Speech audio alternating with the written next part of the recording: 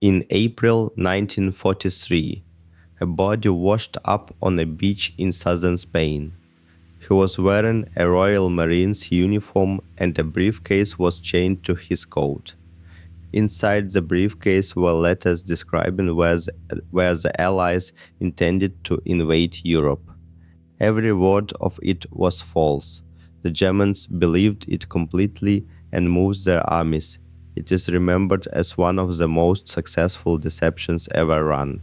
What is remembered less is who the body was and how long Britain kept his name secret. Start with the problem the British had in 1943.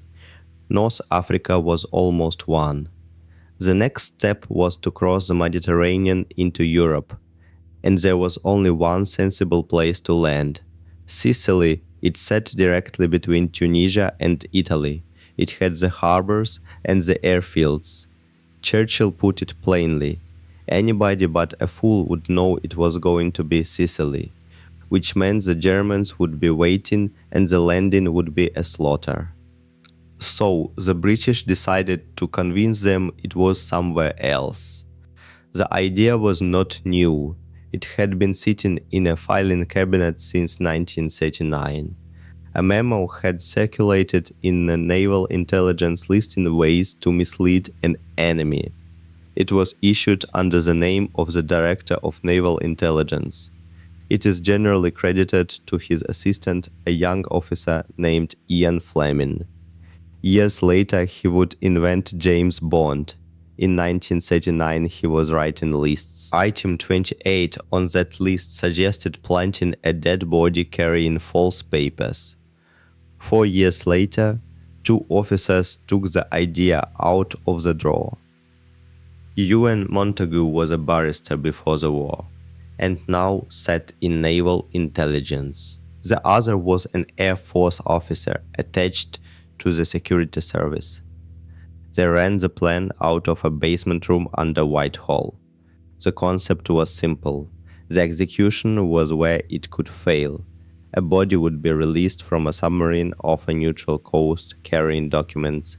Spain would find it, quietly show the papers to German agents and hand it back. For that to succeed, the dead man had to be a real person with a real life behind him. Which brings us to the part that is usually skipped. They needed a corpse, not a soldier, because soldiers are counted and missed. They needed someone nobody was looking for. They found him through a London coroner who agreed to keep quiet. His name was Glyndwr Michael. He was 34, and he came from a mining valley in Wales. His father had died years earlier. His mother was gone. He had drifted to London with nothing. In January, he swallowed rat poison in a disused building and died in hospital days later. Whether he meant to is not known. Nobody came to claim him. So they built a man on top of him, Captain William Martin of the Royal Marines, acting major, a real rank, a plausible age. They chose Martin because there were several real officers by that name. It would survive a check. They could not photograph the dead man for his identity card. The dead do not look asleep. So they photographed a living officer who happened to resemble him and used that. They wore the identity card in a pocket until it looked used, because a new card looks wrong. Every detail assumed the enemy would look closely. That assumption is what made it hold. Then they filled his pockets with a life ticket stubs from a London theatre, dated so he could not have left the country before them. A bus ticket, a book of stamps, a letter from his bank about being overdrawn, a stern letter from his father disapproving of the marriage, and a photograph of his fiancée, whom he called Pam Pam, was a clerk in the security service who agreed to lend her picture. 2 love letters from her went in as well, along with a jeweler's bill for the ring. None of it mattered militarily. All of it made the man real enough to be trusted. The actual deception was 1 letter, and it was written with great care. It was not a set of orders. Orders can be forged, and forgeries get examined. It was a private letter between two generals, chatty and slightly indiscreet. In passing, it mentions that the target was Greece, with a second landing in Sardinia, and it complained about a cover plant being used to point at Sicily. That was a trick. The letter told the Germans that the obvious answer was the lie. The body was packed in dry ice inside a sealed steel canister. It traveled north by road to Scotland, then out to sea aboard a submarine. The submarine was HMS Seraph, commanded by a lieutenant who had already run several secret errands. On the 30th of April before dawn, they surfaced off the Spanish coast. The crew were told only that it was a weather buoy. The officers said a short prayer, inflated the life jacket, and let the tide take him in. Then they sent a signal home and went back under. Fishermen found him a few hours later, near the town of Huelva, Spain.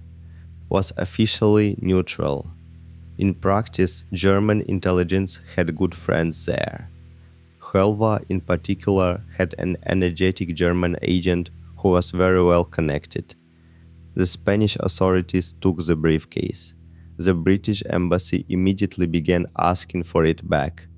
That was deliberate. Nothing raises the value of a document like somebody urgently wanting it returned. The papers were opened, photographed, and quietly passed to Berlin. Then the briefcase was returned and British experts confirmed it had been tampered with. In Berlin, the letter was taken seriously almost at once. It fitted what the German command already half expected, and that is why it landed. A deception succeeds when it tells the target something they were already inclined to believe. Within weeks, Hitler ordered the defenses of Sardinia and Greece to be strengthened. Mine barriers, air squadrons, and a panzer division were moved towards the Aegean. Rommel himself was sent to Greece to take charge. In London, a signal went to Churchill saying only that the bait had been swallowed whole.